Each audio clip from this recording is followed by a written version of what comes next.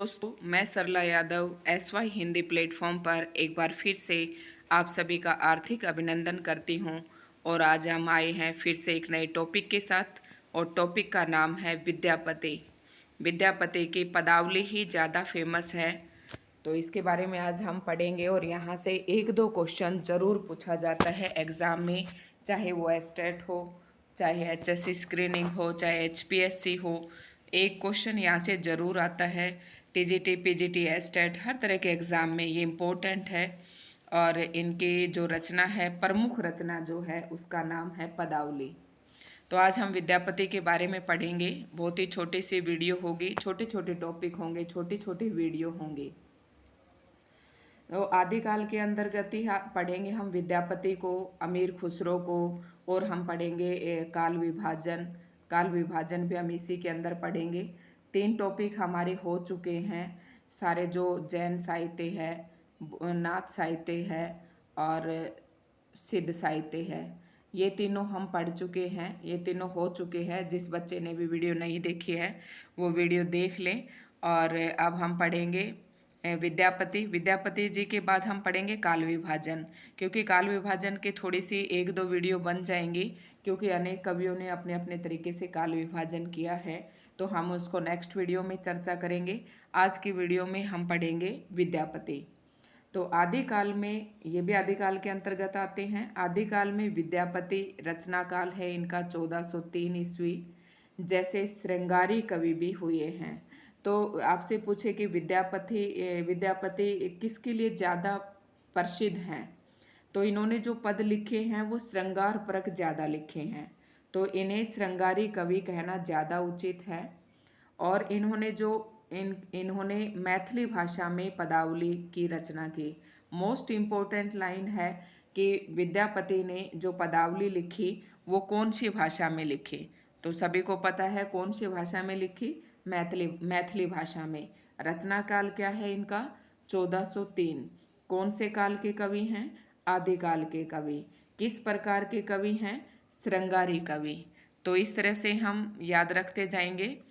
और विद्यापति की एक इम्पोर्टेंट क्वेश्चन है, मैं आपको बता देती हूँ, नेट लेवल का है, हो सकता है TGT PGT में भी पूछ ले।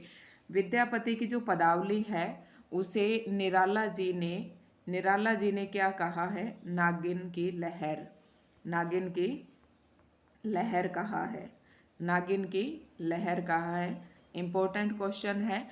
तो निराला जी ने कहा है विद्यापति की पदावली को नागिन की लहर कहा है। तो हमें अभी तक कितने क्वेश्चन पढ़े, एक श्रृंगारी कवि थे, रचना काल 1403 है। विद्यापति ने जो पदावली लिखी उसकी भाषा मैथिली भाषा है। उसके बाद इनकी और भी रचनाएं हैं, कीर्ति लता, कीर्ति पताका, उन्होंने अपभ्रंश भाषा में लिखी। तो देखिए ये इम्पोर्टेंट हो जाती है कि कीर्ति लता दे दिया आपको कि ये कौन सी भाषा में लिखी गई है, और आपको मैथिली भी दे देंगे लेकिन ऑप्शन में। लेकिन ध्यान रखना है कि मैथिली जो है वो मैथिली भाषा में केवल पदावली लिखी थी। कीर्ति लता और कीर्ति पताका को अपभ्रंश में लिखा है। और एक बताऊं, जो विद्यापति की जो कीर्ति लता है उसे कहानी कहा है, कहानी कहा है। कीर्ति लता को क्या कहा जाता है, कहानी कहा जाता है। ये क्वेश्चंस जो मैं बता रही हूँ आपको, बहुत ही कम किताबें होंगी जो बताएंगे, क्योंकि ये सभी क्वेश्चंस मैंने नेट में पढ़े थे। वे मिथिला के राजा शिव सिंह के दरबारी कवि थे। जब पेपर में कई बार बहुत ही आसान पेपर हो तो ये बात भी पूछ लेते हैं, और अक्सर हमें पता नहीं होता है कि विद्यापति जो थे वो किसके दरबारी कवि थे। किसके दरबारी कवि थे, मिथिला के शिव सिंह के दरबारी कवि थे। तो ये बात शायद ध्यान रहेगी। अभी तक हमने कितनी बातें पढ़ी हैं।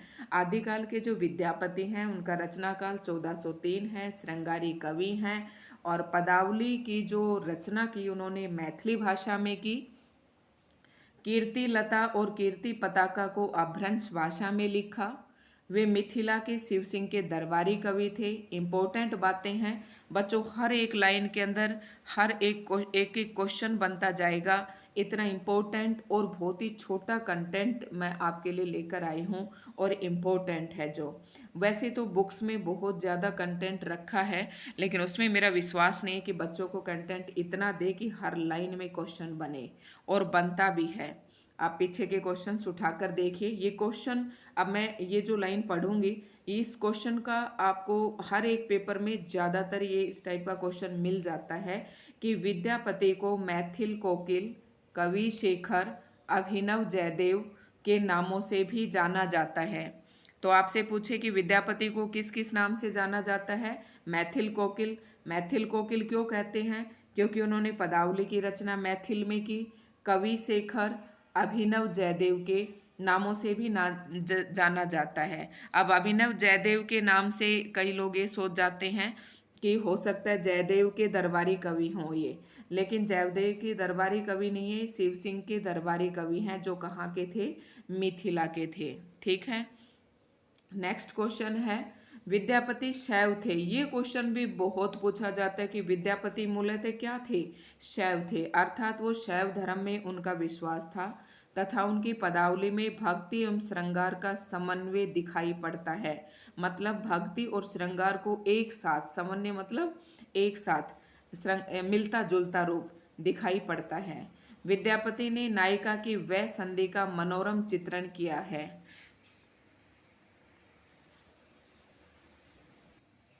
इसके साथ ही सधै स्नाता रमणी के उत्तेजक चित्र अभिसार का मनोरम वर्णन भी उनकी पदावली में मिलता है। विद्यापति की मैथिली भाषा में रचित पदावली, ये कोई अभी तक ये जो लाइनें पढ़ी हमें कोई बहुत ज़्यादा इम्पोर्टेंट नहीं है, इसलिए क्योंकि आज तक इनसे कभी कोई क्वेश्चन नहीं पूछा गया है। और वैसे आप जब सब्जेक्टिव में है तो आप लिख सकते हो कि नायिका, कई तरह की नायिकाओं का इन्होंने वर्णन किया है। नायिका की वह संधि, वह संधि क्या होती है कि जब उसका बचपन, वो जो यौवन अवस्था आने वाली होती है और बाल अवस्था जाने वाली होती है, उन दोनों के बीच का जो स्थल होता है उसे वह संधि का कहा जाता है। इसके साथ ही सद्य सनाता के उत्तेजक चित्र अभिसार का मनोरम वर्णन। सद्य सनाता रमणी के उत्तेजक चित्र, अभिसार होता है एक ऐसा स्थान जहाँ पर नायक और नायिका मिलते हुए दिखाई देते हैं, तो वो अभिसार होता है। मनोरम वर्णन भी उनकी पदावली में मिलता है। विद्यापति की मैथिली भाषा में रचित पदावली गेय पदों में रचित है। एक और मोस्ट इम्पोर्टेंट क्वेश्चन आ जाता है कि इसने, आप शुरू से देखेंगे तो विद्यापति की जो पदावली है वो मैथिली में लिखी गई और कौन से पदों में लिखी गई? गेय पदों में लिखी गई और श्रृंगार और भक्ति परक पद लिखे गए हैं। श्रृंगार और भक्ति परक पद लिखे गए हैं। तो अब यहाँ पर एक आपकी त्रुटि जिस वर्ण में ज़्यादातर होती है और टीजीटी पीजीटी में ये शुद्धिकरण में पूछ लेते हैं, श्रृंगार जो है अधिकतर बच्चे ऐसे लिखते हैं, लेकिन ये ऐसे नहीं लिखा जाता है। श्रय जहाँ पर ये री की जो होती है ये मात्रा होती है और रे ये होता है, ये दोनों कभी एक साथ नहीं आते, ये आपको ध्यान रखना है। तो श्रय के नीचे ये रे लगाते हैं और फिर नीचे री लगाती हैं, तो ये दोनों एक साथ नहीं आएंगे। तो श्रृंगार आपका कैसे लिखा जाएगा? श्रृंगार। शुद्धिकरण के लिए भी आप ध्यान देंगे, इस तरह से ये शब्द लिखा जाएगा। ठीक है। विद्यापति की मैथिली भाषा में रचित पदावली गेय पदों में रचित है तथा उसमें गीत काव्य के सभी तत्व, गीत, अब आपको पता है गेय पद है, गेय पद वो होते हैं जो गाने वाले होते हैं, जिन्हें गाया जा सकता है, और गाया जा सकता है तो गीत काव्य हो गया आपका। गीत काव्य के सभी तत्व यानी कि संगीतात्मकता, व्यक्तिकता, कोमल कांत मधुर पदावली, अलंकारिकता विद्यमान है। तो गेय पदों में क्या क्या विद्यमान है? संगीतात्मकता यानी कि संगीत है उसमें, व्यक्तिकता कि नायिका के बारे में ही बता रहे, स्पेशल जब हम किसी एक ही व्यक्ति के बारे में बताते हैं, एक होता है ना समष्टि एक और व्यष्टि, तो व्यष्टि जो होता है व्यक्ति से संबंधित होता है, समष्टि जो होता है संपूर्ण संसार आ जाता है उसमें, तो व्यक्ति भी यहाँ एक ही व्यक्ति से मतलब है, व्यक्तिकता। कोमल कांत मधुर पदावली यानी कि मधुर, आपने रस पढ़ा है ना, माधुर्य रस, मधुर रस जो है उस टाइप का। तो संगीतात्मकता, व्यक्तिकता, कोमल कांत मधुर पदावली, अलंकारिकता विद्यमान है। विद्यापति भक्त थे अथवा श्रृंगारी, यह एक विवाद का विषय है। कुछ जो हमारे साहित्यकार हैं उन्हें भक्त मानते हैं तथा कुछ उन्हें श्रृंगारी मानते हैं। तो ये विषय जो है अभी ये विवाद का विषय ही है, लेकिन अधिकांश जो विद्वान हैं उन्हें श्रृंगारी कवि ही मानते हैं। अब हम बात करें आचार्य रामचंद्र शुक्ल के अनुसार, और ये विद्यापति के पद अधिकतर श्रृंगार के ही हैं, जिनमें नायिका और नायक राधा कृष्ण। अब ये बात मैं आपको बता देती हूँ, यहाँ पर मोस्ट इम्पोर्टेंट है। रामचंद्र शुक्ल जी ने कई बार आपको ये पंक्तियाँ दे देंगे कि विद्यापति के जो पद हैं अधिकतर श्रृंगार के ही हैं। तो रामचंद्र शुक्ल जी ने तो विद्यापति के जो पद हैं उनको क्या माना है? श्रृंगार के माना है। अब आपसे क्वेश्चन ऐसे कर सकते हैं कि विद्यापति ने इसने रामचंद्र शुक्ल जी ने जो विद्यापति की पदावली के पद हैं उन्होंने किस प्रकार का माना है? तो अधिकतर श्रृंगार के ही हैं, जिसमें किसका वर्णन किया गया है? नायिका और नायक। तो नायिका कौन है? राधा। और नायक कौन है? कृष्ण। तो ये पंक्तियां भी देखकर आपसे पूछ सकते हैं कि ये पंक्ति, तो नायिका कौन है? राधा। और नायक कौन है? कृष्ण जी। आध्यात्मिक रंग के चश्मे आजकल बहुत सस्ते हो गए हैं, उन्हें चढ़ाकर जैसे कुछ लोगों ने गीत गोविंद के पदों को आध्यात्मिक संकेत बताया है, वैसे ही विद्यापति के इन पदों को भी। तो कह रहा है कि आध्यात्मिक रंग के चश्मे आजकल बहुत सस्ते हो गए हैं, जिन्हें चढ़ाकर जैसे कुछ लोगों ने जैसे गीत गोविंद के पदों को माना, उसी तरह से आध्यात्मिक मान लिया। मतलब यहाँ पर रामचंद्र शुक्ल जी क्या कहते हैं कि इनका कहना है कि जो विद्यापति के जो पदावली के पद हैं वो अधिकतर श्रृंगारी हैं, लेकिन कह रहा है कि आध्यात्मिक दृष्टि से गीत गोविंद जयदेव लिखी है ना जिसने, उसने भी राधा कृष्ण जी के बारे में लिखा है। तो कह रहे कि आध्यात्मिक रंग के चश्मे जो है ना आजकल बहुत सस्ते हो गए हैं। मतलब इनका कहना है कि जो लोग जो मर्जी कहना चाहे वो कह देता है।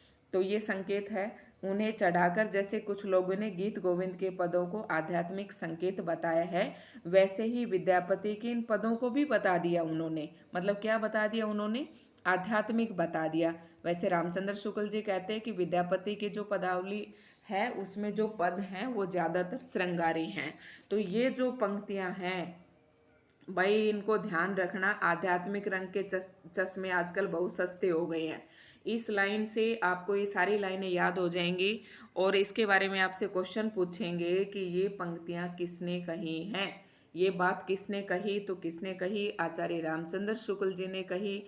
और किसके बारे में कही? विद्यापति की पदावली के बारे में कही। तो ध्यान रखना। उनकी रचना के कुछ नमूने प्रस्तुत है। कामिनी करिए करिए सनाने, तेरही हृदय हनय पंच बाने, चिकुर गरे जलधारा जनी मुख, ससीडर रोए अंधारा। तो ये चांद सार लये मुख घटना, करु लोचन चकित चकोरे, अमिये घोर आंचल धने पौंछल। ये पंक्तियां भी कई बार पूछ लेते हैं, कई बार दोनों भी दे देते हैं और कई बार एक भी दे देते हैं। तो आप थोड़ी सी अपनी पहचान बना लीजिएगा कि क्या होगा, इसको मैं कैसे याद रख सकता हूँ। आप उसके लिए अपना हिंट याद रखिए, हिंट बना लेना और फिर उससे आप कर सकते हैं इसकी पहचान, क्योंकि पंक्तियां जरूर पूछते हैं, बहुत पजल्ड करते, एक दो पंक्तियां जरूर किस पेपर में आती हैं। तो आध्यात्मिकता के साथ साथ कि ये सब बातें किसने कही, आप साथ साथ पढ़ते जाओगे तो आपके लिए मुश्किल कुछ भी नहीं होगा। पंक्तियों पर भी ध्यान देते जाना है आपको, ठीक है। अब है वैसंधि के मधुर चित्र भी विद्यापति पदावली में उपलब्ध है। वैसंधि अभी पढ़ा था हमने, मैं आपको बता रही थी। तो इन पंक्तियों में देखिए वैसंधि आपको समझ में आ जाएगी। शैशव जौवन, जौवन का मतलब है यौवन और शैशव का मतलब शिशु अवस्था। दुहु मिली गेई, दुहु दल बले दंद परिगेल, कब हूँ कर बांधे कच कब हूँ विथारी। तो ये आप पढ़ लेना और इन पंक्तियों से आप ध्यान रखना कि ये पंक्तियाँ किसकी है। तो ये किसका उदाहरण था? यहाँ पर वैसंधि का था। आगे है क्वेश्चन तो जो बनने थे वो आपको मैंने ऊपर बता दिए हैं, बाकी बुक में दे रखा है तो एक बार पढ़ लेते हैं। शैशव और यौवन के संधि स्थल पर नायिका द्विविध आचरण कर रही है। द्विविध मतलब दो तरीके के उसके आचरण हो रहे हैं। उसे लगता है कि शैशव और यौवन में संघर्ष छिड़ गया है। शैशव जाना नहीं चाहता किंतु यौवन उसे शरीर से भगा देने का प्रण ठान बैठा है। ये इस पैराग्राफ का आपका मतलब है। शैशव के वशीभूत होकर नायिका कभी तो अपने वस्त्रों की ओर असावधान हो जाती है और कभी हो वस्त्रों की शैशव के वशीभूत होकर नायिका कभी तो अपने वस्त्रों की ओर असावधान हो जाती है, किंतु असावधान मतलब शैशव जो छोटा बच्चा होता है उसे ज़्यादा नहीं पता होगा कि तो उसने क्या पहन रखा है, दुपट्टा ले रखा है, नहीं ले रखा, इस तरीके से। किंतु यौवन सुलभ लज्जा से कभी अपने आंचल को वक्ष पर डालकर विकसित होते उरजों को ढक लेती है। तो इस तरीके के उदाहरण है और कोई खास इसमें ज़्यादा बात नहीं है। वो जो इम्पोर्टेंट क्वेश्चंस थे वो मैंने आपको पहले ही बता दिए हैं। तो ये था आज का हमारा टॉपिक। और इसके अलावा एक बार फिर से हम निगाह डाल लेते हैं। ये हमारा हो गया है और ये हम पढ़ चुके हैं। आपने देखा था इम्पोर्टेंट बातें जो थी इसी पैराग्राफ में थी और यहाँ से एक क्वेश्चन आपका जरूर बन जाता है। आचार्य रामचंद्र शुक्ल के अनुसार विद्यापति के पद अधिकतम श्रृंगारी हैं, जिसमें नायिका और नायक राधा कृष्ण और हैं। ये मैंने आपको बता दिया है सारा। आप नोट्स बनाना चाहो तो बना सकते हैं, लेकिन एक क्वेश्चन यहाँ से जरूर आता है, आपको ध्यान रखना पड़ेगा कि इसको किस किस नाम की उपाधि दी गई, कवि शेखर, अभिनव, जयदेव। तो इसका ध्यान रखना पड़ेगा। ये एक गेय पद हैं और श्रृंगारी पद हैं। अधिकतर श्रृंगारी पद इनको रामचंद्र शुक्ल जी ने कहा है, लेकिन कई जो कवि हैं इन्हें भक्त भी मानते हैं और कवि भी मानते हैं। वो अभी विवाद का विषय है। और क्या था, 1403 था वो इनका रचना काल था। और इनकी जो प्रमुख रचना थी वो पदावली है। मैं बता देती हूँ आपको क्या है पदावली। पदावली क्या है, एक गेय पद है। फिर से मैं रिवीजन करवा रही हूँ। गेय पद हैं, श्रृंगारिक पद हैं और इनमें संगीतात्मकता है, लयात्मकता है, व्यक्तिकता है। ये सब बातें इसमें है क्योंकि ये गाए जा सकते हैं। और पदावली जो है कौन सी उसमें लिखी गई है, कौन सी भाषा में लिखी गई है, मैथिली में। मैथिली में ये लिखी गई है। और इसके अलावा जो है विद्यापति की दो और रचनाएं हैं, वो हैं कीर्ति लता और कीर्ति पताका। कीर्ति लता, एक बार मैं रिवाइज करवा देती हूँ आपका। कीर्ति लता और कीर्ति पताका। कीर्ति पताका। तो कीर्ति लता और कीर्ति पताका ये दोनों किस में लिखी गई हैं, अपभ्रंश में। शायद आपको याद हो गया होगा, मैंने दो दो तीन तीन बार आपका रिपीट कर दिया है। और कीर्ति लता को क्या कहा गया है, कहानी कहा गया है।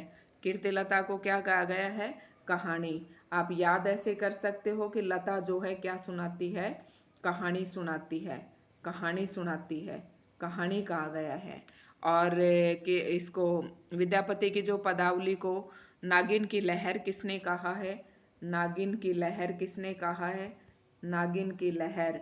ये क्वेश्चंस आप नोट कर सकते हो।